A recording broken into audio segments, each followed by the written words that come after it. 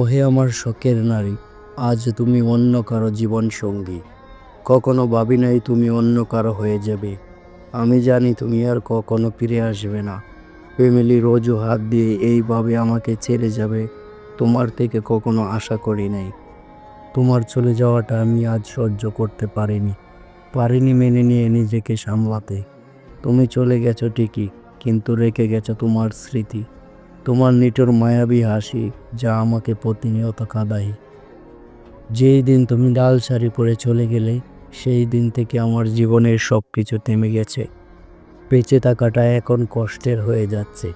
তোমাকে পাওয়ার জন্য আমি অনেক রকমের চেষ্টা করেছি। তুমি নিজে ছিলে মুখ ফিরে, তাই আর তোমাকে পাওয়া হইল না। তুমি চাইলে সব কিছু হতো, কিন্তু তুমি আমাকে চাও নাই।